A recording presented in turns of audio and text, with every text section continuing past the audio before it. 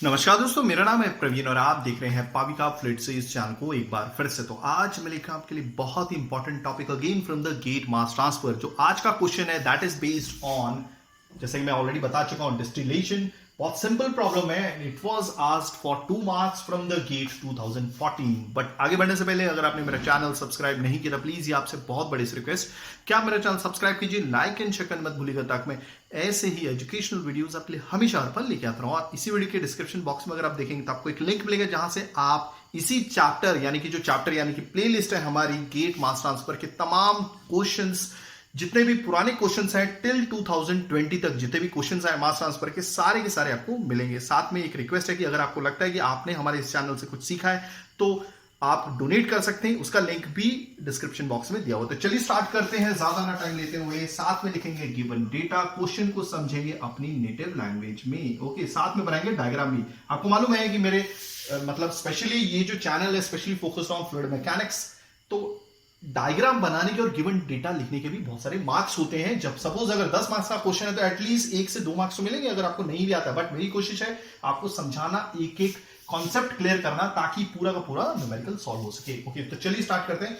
A binary distillation column is operating with a mixed feed containing 20 mole% vapor। देखिए जो भी distillation है, ठीक है, कोई भी बाइनरी मिक्सचर मतलब दो कंपोनेंट आपस में मिले हुए हैं, ठीक है। अगर उन्हें हमें अलग करना है, वैसे तो अलग अलग प्रोसीजर्स होते हैं, जिसमें से एक प्रोसीजर डिस्टिलेशन है। डिस्टिलेशन में क्या होता है, हीट की हेल्प से, आग की वजह से बोल सकते हैं, या हीट का सोर्स कौन सा होता है, स्टीम का यूज होता है, ठीक है।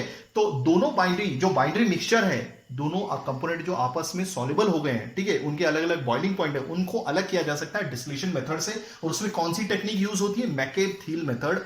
देन फ्लैश डिस्टिलेशन कॉलम होता है, मतलब फ्लैश डिस्टिलेशन होता है, बैच डिस्टिलेशन होता है, कॉन्टिन्यूस डिस्टिलेशन होता है। उसमें जो टेक्निक हम यूज कर रहे हैं मैकेब-थियल मेथड। एक होता है सबसे एक्यूरेट मेथड, पॉन्चन-सेवरेट मेथड। ओके, तो एक बाइनरी डिस्टिलेशन कॉलम है, ठीक है, वो डेफिनेटली बेस्ड है हमारे मैकेब-थियल मेथड। फिलहाल इसमें दिया तो नहीं हुआ है। तो एक बाइनरी डिस्टिलेशन कॉलम है, यानी कि दो मिक्सचर है आपस में सॉल्युबल है। ओके, वो ऑपरेट हो रहा है विद अ मिक्स्ड फीड, यानी कि कंपोनेंट ए और कंपोनेंट बी दोनों आपस में मिक्स हो गए और क्या बन गया, ए बी। अब इन दोनों को अलग करना है, किससे, हीट का यूज करके। तो हम कौन सी टेक्निक यूज करेंगे, डिस्टिलेशन का, ठीक है। ओके, तो वो जो मिक्स फीड है, मिक्स फीड मतलब ए प्लस बी दोनों मिक्स हो गए और ए बी बन गया है। ओके, उसमें फीड में 20 मोल% वेपर है। मान लेते हैं थोड़ी देर के लिए कि जो फीड है वो 1 मोल की है। कितनी, 1 किलो मोल या मोल, आपके ऊपर है क्या कंसिडर करना है, ठीक है। ये बेसिस लिखते हैं इसको, ठीक है। मान लीजिए जो फीड है वो कितनी है, इनिशियली आप 100 किलो मोल कुछ भी कंसिडर कर सकते हैं, ठीक है, 1 किलो मोल की है। ओके, तो उसमें 1 किलो मोल में आपका 20 मोल% वेपर है, ठीक है, वेपर है। तो कहने का मतलब है अगर 20 मोल% कैसे निकालते हैं, देखिए यहां पे दिखाता हूं, 1 का 20% कितना होता है, ऐसे ही निकालेंगे ना ये, और ये कितना हो गया 2/10, यानी कि ये हो गया 0.2। तो ये होता है हमारा मोल फ्रैक्शन। देखिए मोल% कभी भी 100 से ज्यादा नहीं होता, वैसे ही मोल फ्रैक्शन कभी भी क्या बोलते हैं, 1 से ज्यादा नहीं होता। Means 0.2 will always be less than 1। याद रखिएगा, मोल फ्रैक्शन कभी भी 1 से ज्यादा नहीं होता। मोल क्या होता है, क्वांटिटी होती है, जैसे आप ग्राम में मेजर करते हैं वैसे मोल में है। मोल का मतलब ग्राम को अगर मोल में कन्वर्ट करना हो तो mole equal to gram upon molecular weight. हो गया, ये तो क्लियर हो गई। ओके, तो अब हम इससे क्या निकालेंगे, ऑलरेडी बता दिया कि फीड में 20 मोल% वेपर है। कहने का मतलब है कि 0.2 मोल फ्रैक्शन आपका वेपर है। तो बाकी कितना बचा, 1 में से 0.2 माइनस कर देंगे तो दैट इज योर 0.8। ये क्या है, अगर 0.2 मोल फ्रैक्शन आपका क्या है, वेपर है, तो दैट मींस 0.8 आपका लिक्विड होगा। तो यहां पे लिख देता हूं Q इज इक्वल टू 0.8। अब ये 0.8 मोल फ्रैक्शन क्या है, आपका लिक्विड है। तो Q सबसे पहले क्या है, Q इज नथिंग बट, यहां पे लिख देता हूं इसकी definition, Q is a part of, या फिर लिखेंगे Q is a fraction of feed, Q is a fraction of feed which is liquid, साफ साफ बताया जा रहा है यहां पे कि जो Q है वो एक मोल फ्रैक्शन है। मोल फ्रैक्शन नहीं लिखा है, आप समझ सकते हैं, ठीक है। ये एक पार्ट है फीड का जो लिक्विड है, तो साफ साफ पता चल रहा है अपने को। ओके, बाद में क्या लिखा है, if the feed quality is changed, ठीक है। स्टार्टिंग में ये फीड थी जिसमें 0.2 आपका वेपर था और 0.8 आपका लिक्विड है। अगर इस फीड क्वालिटी को चेंज कर दिया जाए, देखिए यहां पे लिख देता हूं, एक काम करता हूं, 0.2 आपका वेपर, ओके, केस 1 में, केस 1, ठीक है, और 0.8 आपका लिक्विड, ओके। अब केस 2 क्या बोल रहा है, अब केस 1 से केस 2 हो गया है, ठीक है, फीड क्वालिटी को चेंज किया जा रहा है। अगर वेपर 0.8 हो जाता है तो वेपर कितना हो जाता है, दिस इज 0.8, तो डेफिनेटली जो लिक्विड होगा 1 में से 0.8 को माइनस कीजिए, 1 माइनस 0.8, तो ये हो जाएगा लिक्विड इज इक्वल टू 0.2। तो लिक्विड का मोल फ्रैक्शन कितना होगा, तो उस दौरान पहले ये फीड की कंडीशन थी, अब फीड की कंडीशन ये हो गई है, तो उस दौरान स्लोप में क्या चेंज आता है फीड लाइन के, क्लियर हो गया। तो हमें क्या फाइंड आउट करना है, we have to find out change in slope, change in slope, ठीक है, ओके। तो सबसे पहले एक काम करते हैं, ये केस 1 केस 2 तो मैं यहां पे लिख लेता हूं या फिर यहां पे लिखता हूं, ठीक है, ये तो समझाने के लिए था। केस 1 में वेपर कितना था 0.2, ठीक है, लिक्विड कितना हो गया 0.8, ओके। अब यहां पे केस 2 हो गया है, केस 2 क्या बोलता है, दैट इज योर 0.8 हो गया, 0.8, ओके, लिक्विड कितना हो गया 0.2, ठीक है, इसको मिटा देते हैं, ओके। अब हम समझेंगे, क्या समझे, इस क्वेश्चन को मैं मिटा देता हूं, ठीक है। अब ध्यान से देखिएगा, which is very very important. मैं यहां पे कोशिश करूंगा आपके सारे कॉन्सेप्ट क्लियर हों। देखिए सबसे पहले हम ये देख लेते हैं कि ये आपने देखा होगा वेपर लिक्विड इक्विलिब्रियम डायग्राम, ठीक है, ये हमारा डायगोनल है, जहां पर डायगोनल में क्या होता है, x इक्वल टू y होता है और ये इंक्लाइंड होता है 45 डिग्री पे।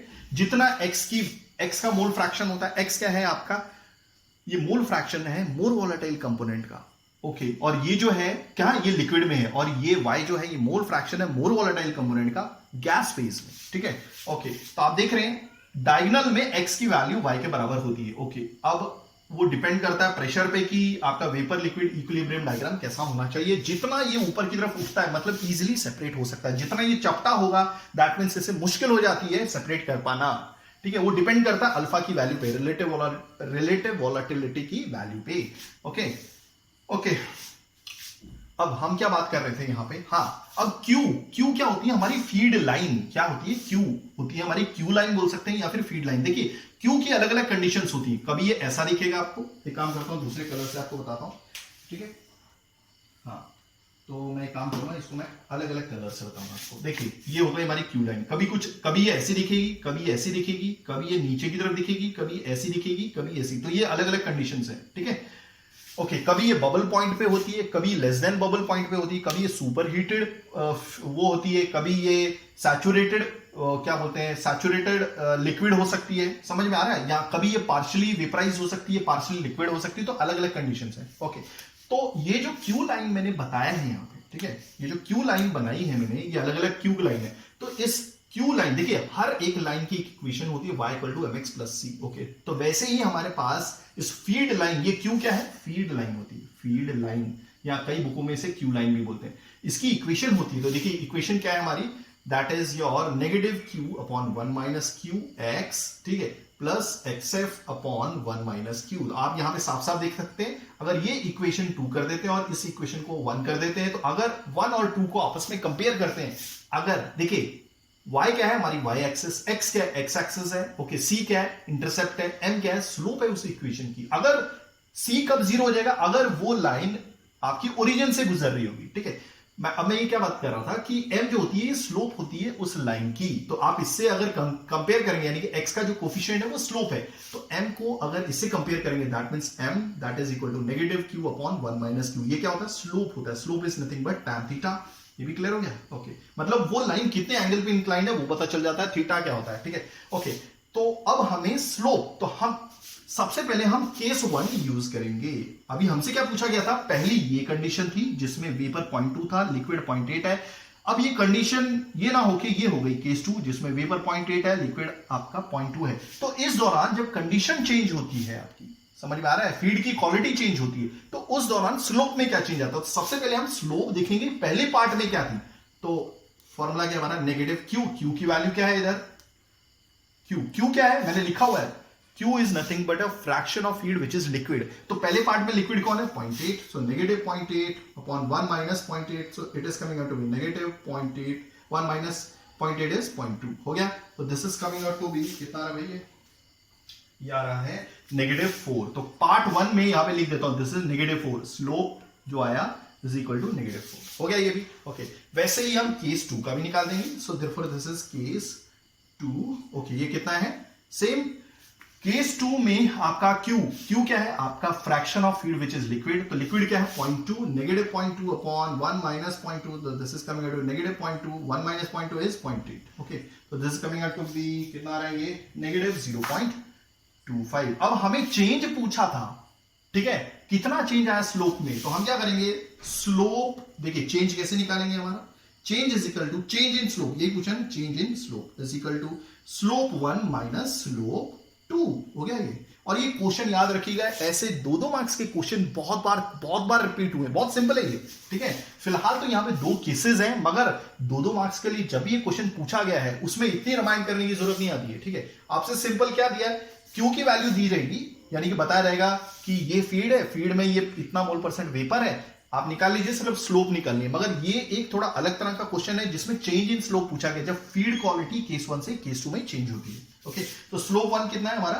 This is negative 4। ओके, ये हो गया नेगेटिव 4, ये माइनस साइन फॉर्मूले का है। ओके, अब केस 2 में जो स्लोप थी दैट इज नेगेटिव 0.25। तो this is coming out to be, जो चेंज आ रहा है स्लोप में, दिस इज प्लस का, देखिए नेगेटिव नेगेटिव पॉजिटिव, प्लस ही आ रहा है।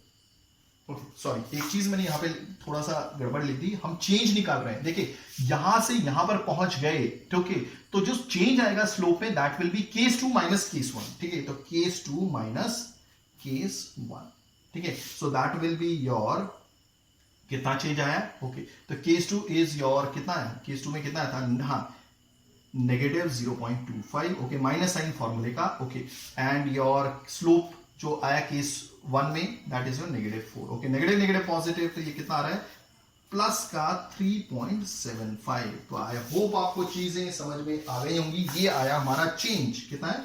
Change in slope. हो गया ये। अगर आप ऐसी एजुकेशनल वीडियोस चाहते हैं तो please do right a comment, में पूरी कोशिश करूंगा टाइमिंगली वीडियोस लेके आने की। थैंक्स फॉर वॉचिंग, धन्यवाद, थैंक यू।